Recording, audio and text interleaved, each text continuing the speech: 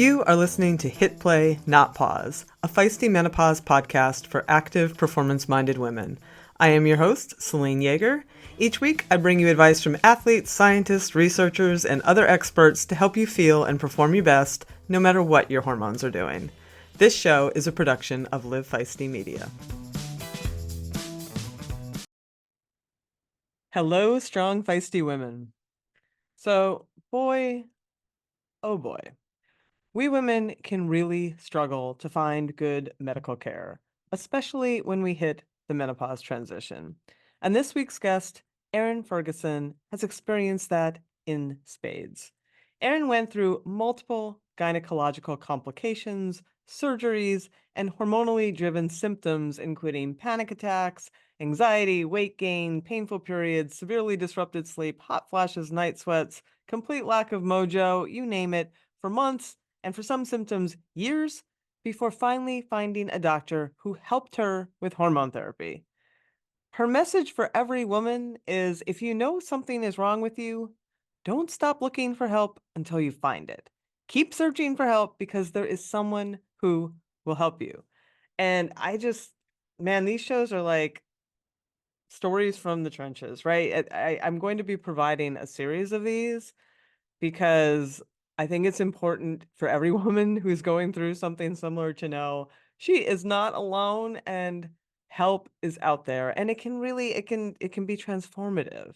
You know, Erin is a competitive triathlete, and despite all that suffering, because women are amazing, despite all that suffering and the awful care that she received early on, she has managed to succeed in her sport and has represented Team USA as a competitor 6 times in long course world championships. And most recently, she has earned a slot to compete in the World Triathlon Multisport World Championships long course in Townsville, North Queensland, Australia in August.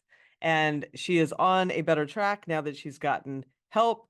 And we are cheering you on, Erin, in every capacity. Thank you for sharing your story with us. And I hope you all enjoy this conversation as much as I did. All right, before we get to it, as always, find us at Feisty Menopause on Instagram and Facebook. Head on over to facebook.com and sign up for my free weekly 40 plus performance newsletter for all the training and nutrition news you need to know. Thank you, as always, for the lovely ratings and reviews. It means a lot to me. I appreciate you all so very much. And quickly, before we get to it, we will be running our 3rd cohort of our very successful Navigate Menopause course this fall. And you can sign up for that wait list now. If you head on over to feistymenopause.com, you can just click on the Navigate Menopause course sign up, get on the wait list. I'll put a clickable link in the show notes to make it super easy. It has been such an amazing journey, taking hundreds of women through this course so far this year. And there's just something really, really special about all of us being together and supporting each other and helping each other craft an action plan for this time of life and doing some, bouncing ideas off of each other. And this worked for me. What works for you? It's just been really, really great. Even, I don't know, when I crafted that course, I just didn't imagine it would be as lovely as it's been, if I'm honest. Like courses, you don't usually think about it in this warm kind of way, but this one has really touched my heart. So anyway, I highly recommend checking it out. I'll put a link in the show notes to make that easy. Very quickly, quick thanks to Heddas for their support of this show. If you're looking for running shoes made by women for women that actually use a female foot mold, imagine that. Heddas is there for you. And you as audience members get 20% off. So go check them out. That's in the show notes too. All right. Enough of me. Let's have a few words about those awesome sponsors and get on with the show. All right, Erin, welcome to the show. I'm so glad that we connected. It's always interesting to get sort of like people in the community, their trajectory through, I don't know, all of this, like just this time of life. And, you've had quite a bit of success and, but also a lot of challenges. So thanks for coming on. Yep. Thanks for having me. It's good to be here. I've been a fan for about a year now when I joined the group, and it's helped a lot. Oh, that's good to hear. Thank you. Thank you for everything that you've done. That always makes me happy when I go out. I mean, it is like, I love the work. I love it, but it's a lot of work. So I always appreciate that. I always appreciate that. So, let's go back a little bit. You've always been very active. You sent me a little bit of your background, and it has like a little bit of everything in it. Softball, Yes. gymnastics, tennis. You worked as a paramedic. Um, Hmm. which is how you found triathlon, right? Like you were actually working a race. Yes. I was just on standby just to, you know, do medical coverage for the race. And I have always been interested in triathlon. And it was one of those things where I saw the different varieties of sizes of people, ages of people, abilities of people. And it was like, it was one of those things that said, you know what, I can do this. So I signed up the next year and I did my first sprint try. Isn't that funny? I had the same reaction. Like in my mind, I thought triathletes would be a thing. Like that I wasn't. Do you know what I mean? Like, oh, those are Mhm. that they're like those, I don't know, whatever you see on television. And then you go to a race Yes. and you're like, oh, okay. Like Yes. That was it's just everybody. It's my just first. like, yeah. My first intro to triathlon was watching Kona on TV when I was, I don't know, 10 years old or so, and seeing all those athletes. And I was like, I'm going to do that someday. And then, as I grew up and got out of college and started working, I'm like, oh, I'm not an athlete. I don't look anything remotely like these people. And I don't have any serious swimming background or cycling or running. So it's like, it'll probably never happen. And then I see this at an actual race and I was like, well, maybe I can. So, And maybe you can. I mean, you and discovered a yes. talent there. I mean, you've qualified for nationals and been at nationals and worlds. Like, so when did you discover you had that talent? Well, my first triathlon when I actually did it, I kind of I I I don't want to say I didn't take it seriously, but I overestimated my athletic ability from being active growing up. Yeah. My childhood swimming hole was the South Shore of Lake Superior. So Oh, I had zero fear of being in open, rough water, cold that water. helps. Yeah. Yes. Yeah, so the swim, I ended up buying a like a wakeboarding water skiing wetsuit that had like the short sleeves and the shorts, and it was too big. Mm. And and so I got out in the water and all of the swimmers took off and I'm over here kind of like I can swim and I can make forward progress, but I can't put my face in the water. And everyone else, I was last out of the water. So so this is kind of like a, I did it, but not very good. It's all right. You did it. So, yep, I did it. And I had no anxiety about not making it because of my open water experience. So then I hopped on my bike, not realizing that you should properly inflate your tires before every ride. So Oh boy. I think I had 40 pounds of pressure in my road tires. Wow. Got through the bike and then just kind of jogged and finished the run and I was nearly in last place in my first triathlon. How old were So, you? late 20s, Okay. like 28, 29, somewhere Yeah, around yeah. there. So I did it, but just not very well. And I was embarrassed by that performance because of how I was growing up as an athlete. So I kind of said, well, I have to do this again because I know I can do better. So then I joined a pool, started lap swimming, doing more proper training. Yeah, yeah. How old were you when And you qualified for nationals then the first time? that was about 5 or 6 years later. Okay. I didn't have a coach. I didn't follow a proper training plan. I just exercised more. Like I got in the pool and I actually did some lap swimming, but I didn't have any formal training Gotcha. aside from just what I could catch on the internet and like a few triathlete forums. So so once I actually got proper training, proper bike mechanics, proper, more run training, then I was able to start kind of like ticking away time and minutes and is just kind of moving up the ranks just slowly. Yeah, yeah. So then when I qualified for nationals, age group nationals, went to Milwaukee, got my ass beat. Which is fine again, it was a great experience. So then a couple years later when I went to long course nationals, I was just using that race. Long course nationals doesn't have a qualifying standard. Oh, Anyone okay. can sign up for that one. So I did that one because it was local, semi-local, and I was using it as a warm-up race for Ironman Chattanooga, Gotcha. which was a half Ironman. So when I did long course nationals, I ended up placing, you have to be in the top 18 in your age group, and I landed within that spot. So I said, let's go to Worlds, Mm-hmm. which was in Sweden that year. Nice. So so as to not embarrass myself, I hired a coach, and then that's where everything started progressing so much faster. Funny how that works. Like Yeah. Proper structured training training, goes a some long guidance. way.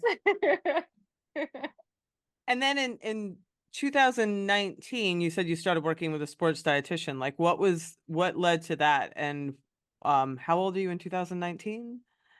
I was 40. Okay. So what Yep, led you I to was 40. then work with a sports dietitian at that point? Mhm. Well, by that point, I had been with my coach at that time for about 5 years, and I had slimmed down and having Hashimoto's hypothyroid. I Oh, was okay. trying the gluten free. I tried paleo. I was trying to reduce inflammation and just feel better.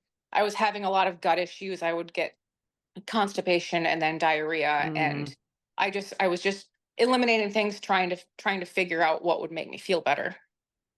So I slimmed down, but I was always carrying like a 10 to 15 pounds of extra fluff. So I was like, well, let's go hire, one of my friends is a registered dietitian, sports dietitian. So I went to her and I said, can you help me out here? I'm carrying around this extra fluff. I'm weak. I'm not getting stronger. My workouts are falling flat. So she tracked what I was eating for 2 weeks or so. And at that time, I was in the build up to long course worlds again in Spain. And I had about 4 months between meeting this dietitian and the race. And I was under fueling my high training days by 1,500 calories. wow. So it was pretty eye opening once she said, okay, you need to eat more. Like a lot And more. yes, yeah, and a lot more carbs too. I Were was you not avoiding anti. them because of the Hashimoto's? No, no, I Okay. wasn't avoiding. I didn't think I was avoiding them at all. Oh, okay. I was just way under eating carbs in general. And I was a bit heavy on the fat, and the protein I could have done a little bit more, but it was okay. I eat balanced generally. But I'm not a huge pasta eater.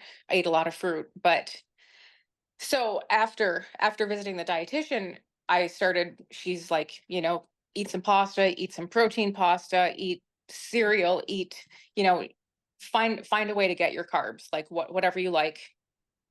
And then my pre-race breakfast, I had always done like a couple boiled eggs and Oh called it boy. good. Yeah. Yeah. It's not It's good. like that was one of those that I found on some triathlon forum. People are like, "Oh, eat a high protein breakfast, you'll do great." And then Mm. after this dietitian, she said, "No, you need carbs. You need more carbs." So what did you so that change to? so now, I eat a bit more pasta and bread and stuff. I'm no longer gluten free or dairy free or anything like that. Um, but I did cut out alcohol, so that helps a ton. And now I realize that alcohol just does not work with my body at all. So I just don't drink it because I don't feel good. Yeah, So now my pre-race breakfast, I've gone to cereal, just gotcha. a high sugar cereal and fruit juice, because I've always been one of those athletes that race morning, nothing tastes good. I don't want to Yeah, eat. So I'm like liquid calories, easy calories to get down. right. Just Eat pour like a it down. 5-year-old. Yeah. Yes, just pour it down and get it in, and then hope it stays down. But it sounds like it really worked. Like you had a It really good 2019. Yep, I PR'd all distances across all disciplines. So it was one of those where I lost 20 pounds while getting faster, getting stronger. I had energy, I was sleeping, Wow. like everything was going well. That is awesome. Yep. But also during that time, I was also getting the night sweats, Mm. and my periods were getting heavier. Bum ba dum And bum. hmm yep, yep, definitely. My periods were about to the point to where on my heaviest days, I could go about an hour max before I had to go back to the bathroom to Wow. change products. Yeah. So like a master swim class, like I would pop in a heavy tampon and then immediately after the class run back out, change it. Wow. So and but I was never anemic or anything. Never So, diagnosed anemic. wh- yeah, yeah. So that sounds perimenopausal. It also sounds a little early. Like what? So did you Mhm. see a doctor and like what was going on? At that time, my husband and I were trying to get pregnant, Okay. and I had fibroids on my Oh, uterus, and but the doctor said like the fibroids were not large enough to really cause anything. Heavy period. He said heavy periods are normal, not like that. semi semi normal, and I was having cramps like there was a watermelon sitting in my gut during my period, constipation, diarrhea. It was just like nausea. It was just 3 or 4 days of real discomfort around my period every single month. And they were like, well, that happens to women sometimes. And, sorry. And I had a transvaginal ultrasound, and he was like, well, you're ovulating as normal. So there's no reason you shouldn't be getting pregnant. So, but we never ended up falling pregnant. So no kids. Yeah, sorry. It's okay. We have niece and nephews, and Yeah. we can spoil them. So where did it go from there? Like I get so frustrated when I talk to people. Yes. I'm just like, how is care so bad? Um, That was pretty much it. They kind of I was dismissed with how poor I was feeling as far as cramping that goes. is I would unbelievable to me. I was popping ibuprofen like every 4 hours or so, just to trying to keep the cramping at bay. Like it was affecting my life for those 2 or 3 days initially first starting my periods. And you're also trying to So perform. I mean, you're trying to be, yeah.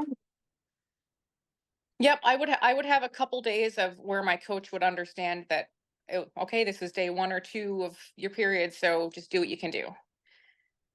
And my coach was really understanding, thankfully for that. So did you find another doctor?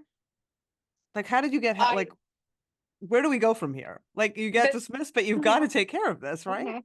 Yeah, that was my OBGYN that was told me that, that the heavy periods were normal, Okay. especially that as I was getting into my late 30s. Oh boy. So then my primary doctor, I had an initial one who was amazing. She did her undergrad with exercise physiology. So she knew where I was coming from and all of this. And then she retired, then I was passed on to someone else and she was okay. And then she retired and then I got on to my last previous doctor. So And what and did that and she doctor was do? yeah, nothing. Oh, Yeah, nothing. oh my God. No, she was the one that I went to for with all the complaint of the menopausal symptoms. Hmm. And she did the blood test and said everything came back normal for a postmenopausal woman. You don't qualify for HRT. So that's when I spoke to a friend who worked for our local medical center, and she's a doctor herself, and she said I go to this practice. That's where I found my current doctor, Okay. who I'm super happy with. And you did last in 2021, I think you had mentioned to me you ended up Mhm. getting a hysterectomy and a partial oophorectomy. Yes. How did that come about? Yes, well, part of it, all of it was from my husband and I had pretty much figured out that we were, by this point, we were not going to have kids. It Yeah. wasn't going to happen. We later found out that this GYN that had also tested him didn't give us the proper results. So we had, he had low motility. Oh boy. So we had a few other issues with the same doctor, that poor information, poor, poor test results that weren't relayed to us. And so we ended up just I'm sorry, I'm off track here. That's okay. But yeah, okay. So anyway, with the prior to the hysterectomy, it was all, I went to my GYN saying, so we're not going to have kids. Yep. And I'm having all of these issues that are affecting my life for Yeah. every 3 weeks or so. I was getting all of these major symptoms that were life altering. Yeah. And I said, can I just have a hysterectomy? Wow. And so And they said yes to that. yes, they said yes to that. She offered the DNC, but she said with fibroids, it would like 1 in 4 woman wouldn't work. Right. So I said, well, then let's just do the hysterectomy. If there's a 25% chance that it's not going to work to take care of my issues. So in 2021, I had the hysterectomy, and it went surprisingly well. I was in and out of there within an hour. I had laparoscopic vaginal, Wow. and Did they the take next the day, ovary right away? yes, yep, yeah, Uh-huh. I had an endometrioma Oh, and okay. endometriosis. So my left ovary was adhered to my left ureter with endometriosis. Okay. So the doctor had to kind of scrape some endometriosis off my ureter. But the surgery still, I was in and out. I was kept overnight the next day. I hardly had any pain, which was fantastic. And I went home and everything was going great. I followed her recommendations, which was, she's like, for the first 2 weeks, kind of, I want you moving from like the couch to the bedroom to the computer to the bathroom, back to the couch, do very little, because she knew how active I was. Right. So she just We're said, gonna so we're gonna she lay was this just like, out. yeah, she was like, she's like, And I go don't for mean a 10 walk. miles on a bike ride in Yes, between. yes. Right. She was like, if you feel like going for a walk down the driveway around the block, go ahead. Keep it slow, keep it easy. So that's what I did. It was March here in northern Michigan.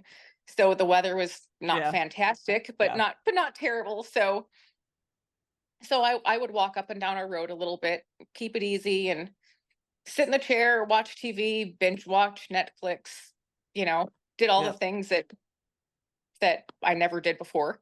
Right. So so about 3 weeks into it, I was feeling good. I was no longer, I only took like narcotics for the first day or two because I never really had any pain. Hmm. And even ibuprofen wasn't needed because I felt like it was a really good recovery. And then about 3 weeks in, I was starting to have some left flank pain. Hmm. And it was, I talked it up to, I'm like, I've been sitting for a long time. I've been sitting on my butt. My body's not used to this. Massaging it made it feel better. So I didn't think anything of it. And then um sitting on the couch watching TV one night, I felt gushing. Oh no. And I was like, well, that's weird. That feels like a period gush. So I went up to the bathroom and I had free flowing blood coming out. Oh boy. Yeah. Holy And shit. I was like, I'm sitting on the toilet and I called my husband up and I was like, hey, come look at this. And he was like, well, what are we going to do? And I'm like, we'll see if it stops. So about a half hour later, it hadn't stopped. Holy crap. And I was like, I'm like, I need to go to the Oh ER my because this God. this is not normal. Because I had been No, having, that's I was like, I had been having spotting for since the hysterectomy, and spotting is normal. yeah. As you're healing, and I was like, this isn't normal. So I kept one of the maternity pads that they had sent me home with from the hospital. I was wearing that, and when I got to the ER, it was about half full. Wow. So, and then the doctor, the GYN on call that came in, she was like, "Well, what were you doing?" I was like, "Watching TV." I wasn't doing anything Right. activity. I wasn't doing anything that I shouldn't have been. And the most activity I had done was go for like a mile and a half walk. Yeah, yeah. Easy. So they kept me overnight that night. The bleeding stopped, but I was having this, every time I stood up, I was having this leakage of clear fluid. And it was kind of like a gushing leakage of clear fluid. And they're like, okay, well, leaking fluid is normal after hysterectomy. And I'm like, I work in medicine. This is not normal. This amount of Yeah. fluid isn't normal. And and so they sent me home the next day. Everything was normal. I was, all of my blood counts were normal. Everything was great. Everything looked good. The bleeding had stopped. It was just that free flowing fluid each time I stood up that was still happening. So I called the doctor on call the next day, and I was like, "Did the nurse tell you that I was having the left-sided flank pain with all of this?" He Mhm. said, "No, she didn't." So he's like, "I'm going to order you a contrast CT," and that was for a couple days later. The CT showed that I had developed a seroma, which is a pocket of fluid that was where my left ovary once sat. And that Huh. fluid pocket, they figure, had either rubbed the stitch that was on my ureter and Oh, like okay. like popped open the hole, which Right. caused the bleeding, which then caused the urine to Wow. leak into my abdominal cavity and then out my vaginal opening. Wow. Yeah. So yeah, this was I'm sorry. so then Just like yeah, so many. yeah, so Yeah. so here I am, I'm leaking urine out of my fresh Oh my surgical God. opening.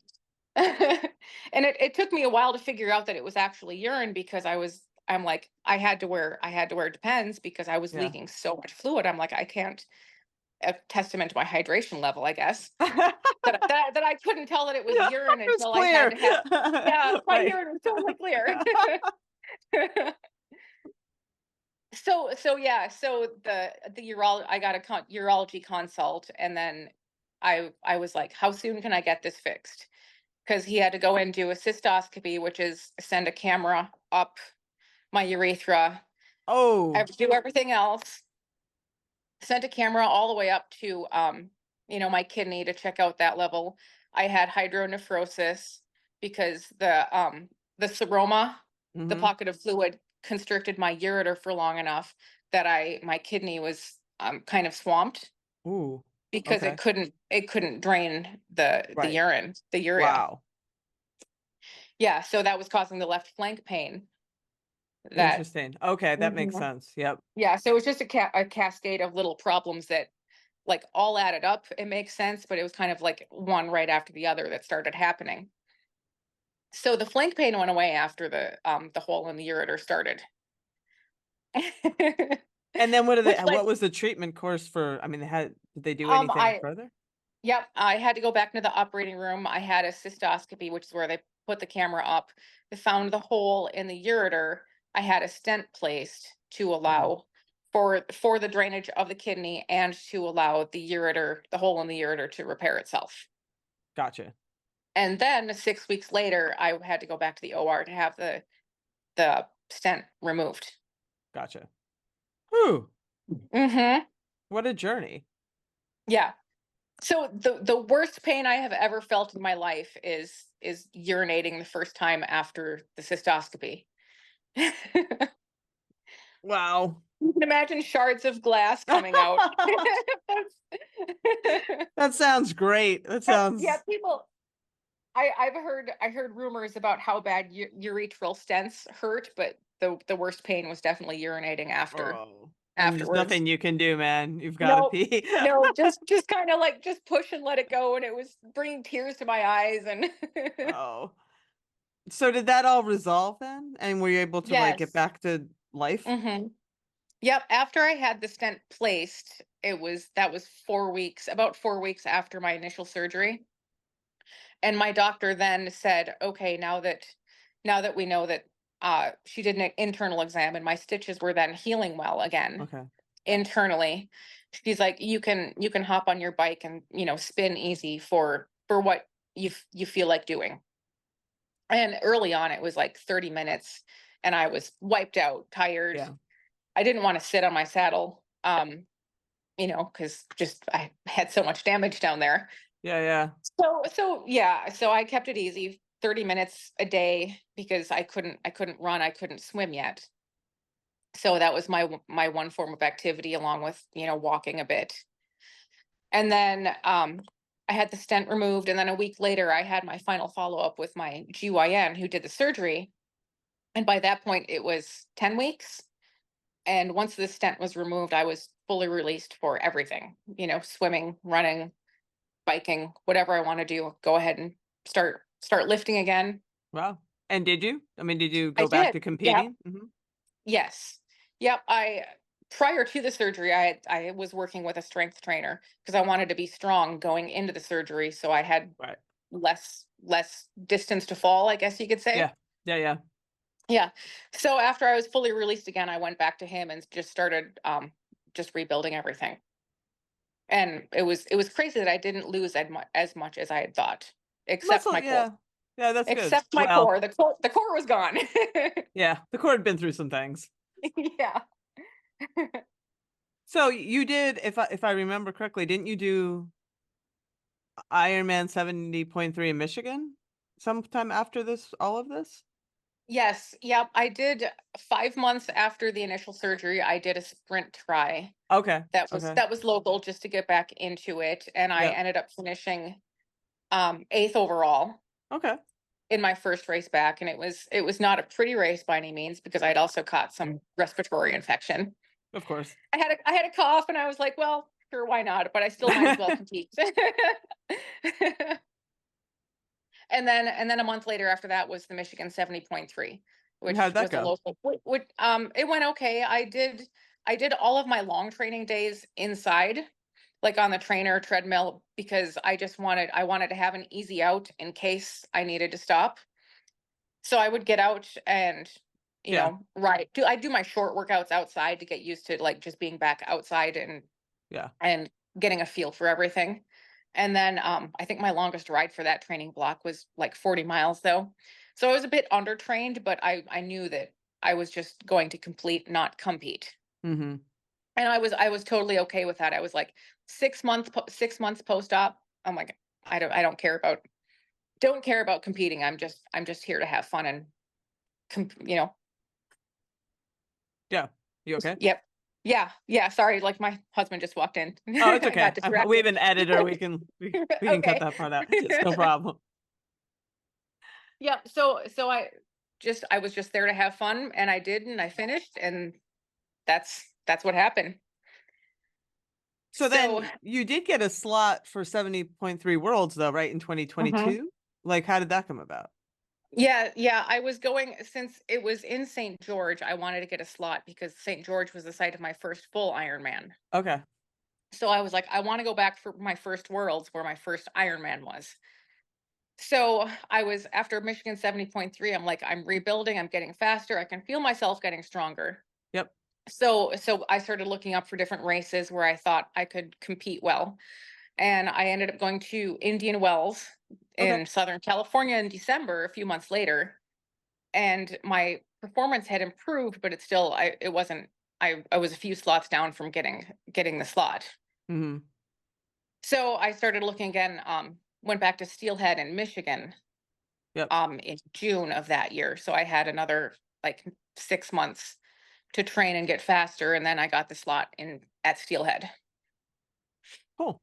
So yeah, I had like my performance, like everything was improving, getting better, weight was stabilizing, and I was still having like the night sweats and a few other like minor menopausal symptoms, but it wasn't anything that I was chalking up to anything because I didn't know how much estrogen affected everything. Who did? Yeah, So, yeah, it was one of those like where I'm like I feel like my vaginal area had changed, but I'm like, well, it went through a lot, so I yeah. expected that. And I wasn't having any night sweats or joint pain or anything else like that. So, um, and after Steelhead, Mhm. I did Michigan again and St. George, and I was just kind of I was stable. I wasn't getting too much faster, but like things weren't going downhill yet. Yeah. And then in 2023 was when like the hot flashes started, the stress level went up, anxiety went up, and like I was never an anxious person. Yeah. I was one of those like super steady, even keel, you know, totally relaxed person, and like my anxiety level was way up here, and I thought, this what's going on? Why can't I relax? I have nothing to be stressed about right now. Yeah. So then the hot flashes like became way more frequent, and I was just moody, and the weight gain started to pile on. I'm getting slower and slower at running. Joint pain started. Were you sleeping? No, Oh, no, okay. I would go to bed, fall asleep great, like 9 to 5 is my normal sleeping time. I fell Yeah. asleep, wake up at 1, 2 o'clock in the morning, and just be like, all right.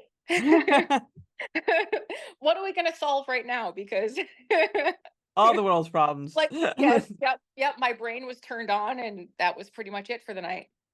I'd lay there awake. I'd get up to pee 3, 4 more times before finally, like Yep. getting up, grabbing my coffee in the morning and getting the morning started. And it was, 4 a.m. was a typical time for me to get up out of bed, because what's the point in laying there Yeah. longer? So were you still trying to race during all of this to Yes. Yep. prepare? I Okay. had in 2023, I had 4 70.3 races on my calendar and scheduled, which was, and they were pretty even, spaced out evenly throughout the year. I started in May, and then the last one was in December. So I thought this gives me a great time to I can build for each one properly and then have a little bit of recovery before the next one, Yeah. instead of just kind of doing them back to back.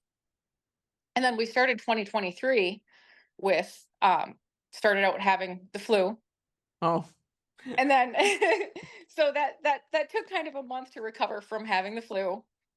And then 2 months later came down with COVID. Oh boy. So yep, the virus has just traveled through our house, and Yeah. both of us were down. And so I ended up, after recovering from COVID, I had a month to get my build in before racing 70.3 Chattanooga. Wow. So so I was starting to rebuild pretty well going into Chattanooga. I was feeling okay, considering how much downtime I had had in that winter, Yeah. and went and raced and felt kind of flat. But the thing that got me was in the swim, which is where I'm totally comfortable. I had a total panic attack in the Mm. swim.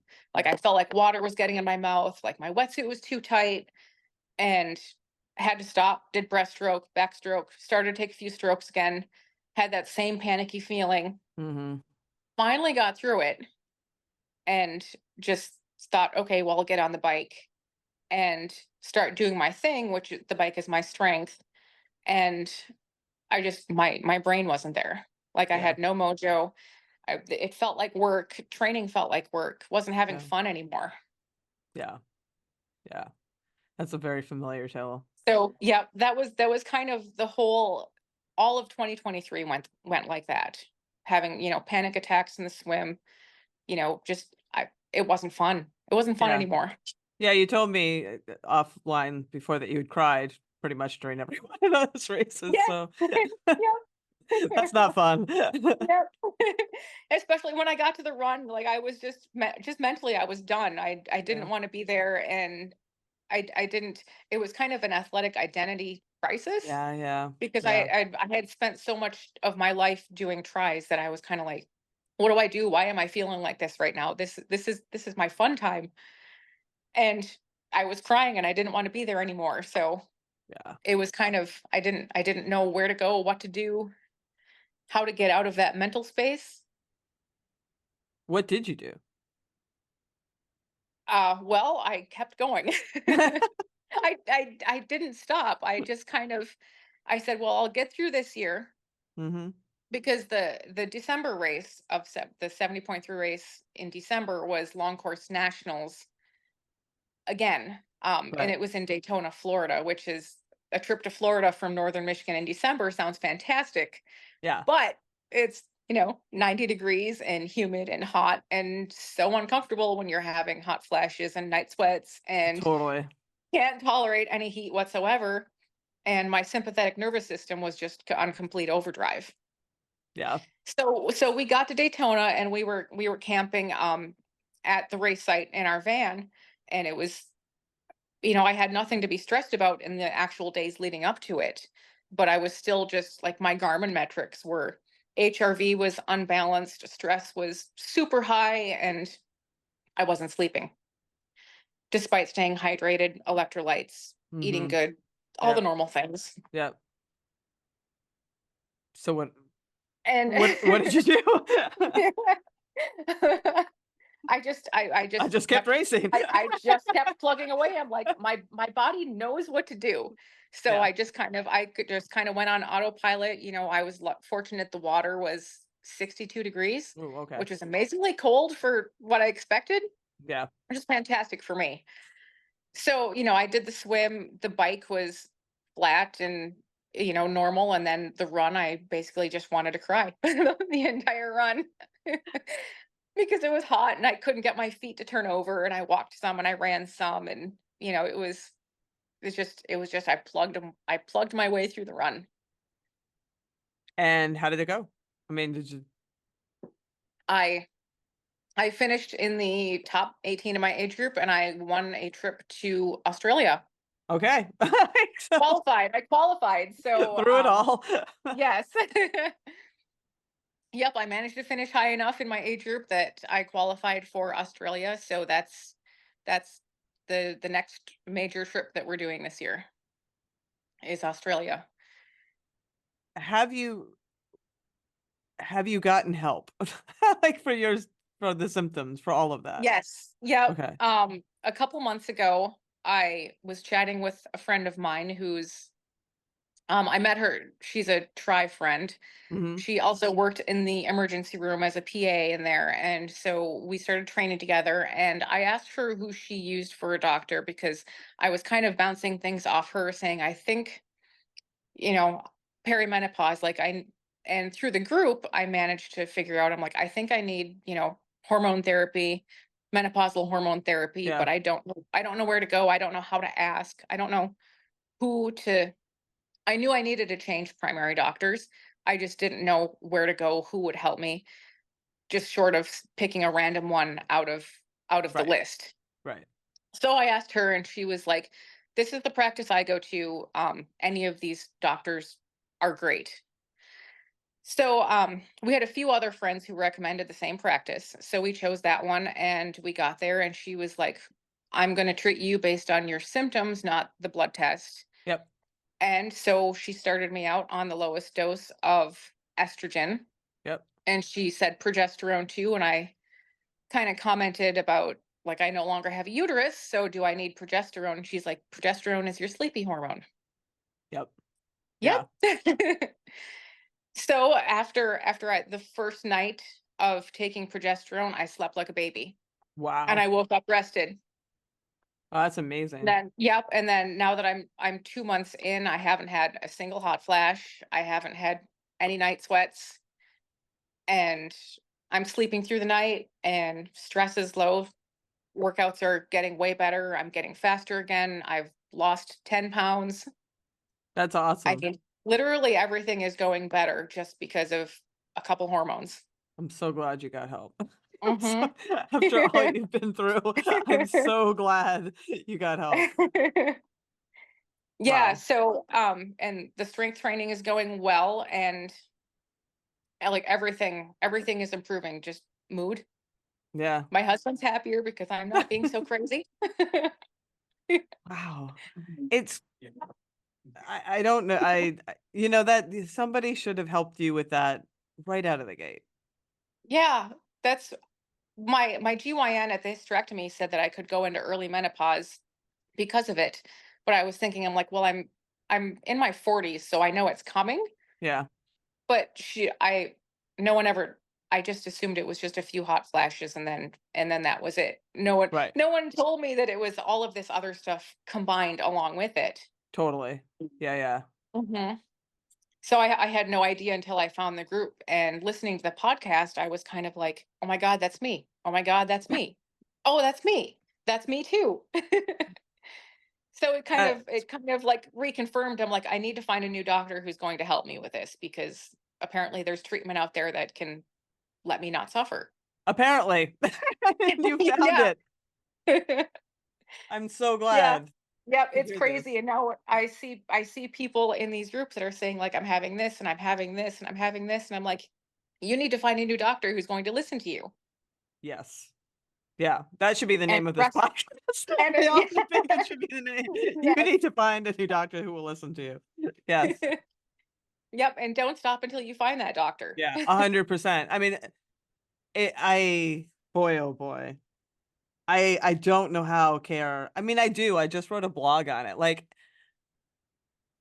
because, I mean, we can go back eons, right? And care for women has always been terrible. But the Yes. menopause piece, like there has not been training in medical school on it. Mhm. So even as it recent as Mhm. 2019, that Mayo Clinic study came out that was like only, I don't know, it was a fraction of even OB-GYN residents had any training in it. And that's like a very recent Mhm. generation of doctors. Forget Yeah. the whole Mhm. previous generation. So it's just this giant disconnect. And now we're at this point like where we're more menopause informed than a lot of the medical community, Mhm. right? And that never goes well. It just Mhm. doesn't, it Yes. doesn't, it doesn't create good relationships. So I'm glad that you were persistent and found somebody who was menopause informed, and who Mhm. listened to you and who treated Yes. your symptoms. Mhm. Like, go Yes. figure. Mhm. Yeah, it was great. The first appointment with her, she well, we were in there for an hour, and every single complaint, she wrote it down, and then she would So address great. that single complaint like all at once. And I left there, and I was like, "Yes, Oh, that's awesome. That is a yes, great, thank you." great story. So how are we training now? What are we training for? I mean, Australia obviously Yeah. is the big thing, right? Yep. Yeah. Australia is coming up. I just did Michigan State Championships, um, which was semi-local to me, and finished fourth. Nice. So it was just Olympic distance. It was kind of like my warm-up race before Australia. Yeah. Because last year, with how terrible 2023 went, I purposely didn't sign up for a ton of events Yeah, yeah. because I was like, if I'm not going to have fun, then I'm not going to do a ton. Yeah. So then I figured this was my opportunity to dive into other things that are new and I can't compare my previous self to what Yep. I'm doing now. So I did a mountain bike race in Oh, May nice. and yep, had so much fun there and won. Oh, sweet. Yep, I won my age bracket in that one, so it was great fun and the weather was perfect. And so then I did right after that one I did the state chaps recently. And then my next thing I'm swimming the Mackinac Bridge swim, which is Mackinac Bridge is 5 miles across the Well, Straits of Mackinac. Giant open water through a shipping channel.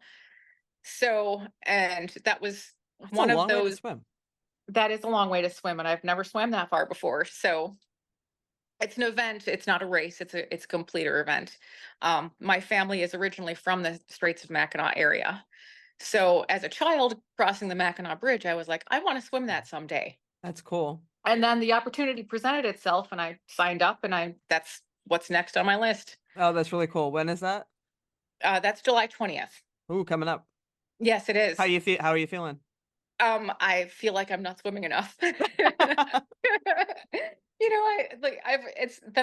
had to keep reminding myself that of all of the marathons I've done, I never once ran 26 miles in training. So I 100%. said, you know what? I don't need to swim 5 miles in Nope. training to know that I can do the distance. Yeah. Yeah. So, so I keep telling myself that I'm like, I can That's swim true. all day long, That is true. providing I have I believe calories it. and hydration.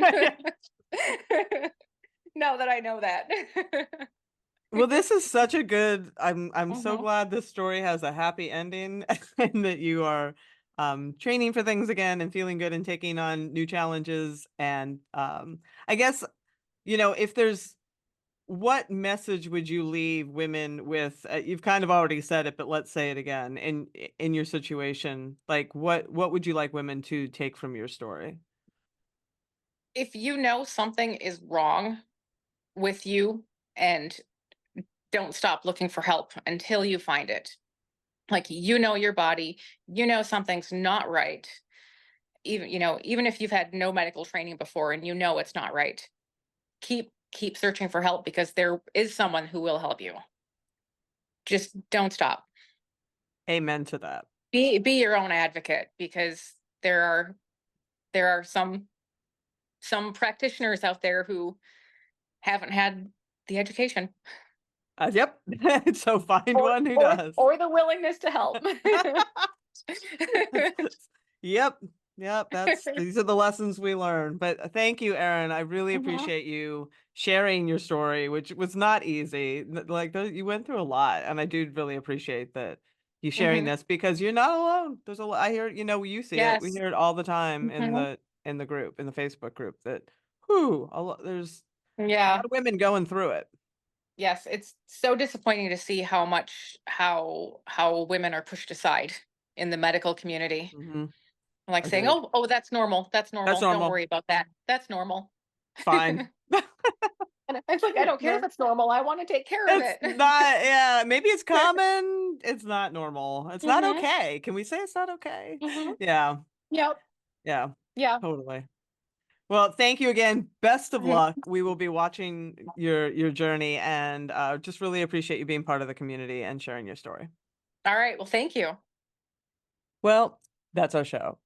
Come on back next week when I had the honor of sitting down with Professor Susan Davis, past president of the Australasian Menopause Society and the International Menopause Society, and a clinician researcher with expertise in the role of sex hormones in women across the lifespan. She is legendary.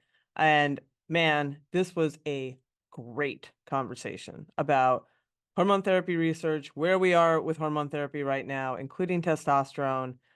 She clarified so many things. It was amazing. You won't want to miss this one. So come on back for that. And until then, as always, stay feisty.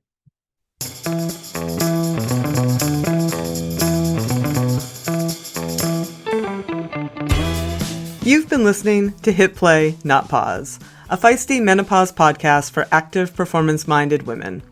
I'm your host, Celine Yeager. The show is edited and produced by the strong, talented, and amazing women at Live Feisty Media. Follow us on social media at Feisty Menopause. And please help us spread the word. Screenshot and share this episode on your social media channels with the tag @FeistyMenopause. Share the show with your friends. And please subscribe, like, review, and rate this show wherever you get your podcasts. Word of mouth and good reviews make it easier for other listeners to find. Thanks for listening, and as always, stay feisty.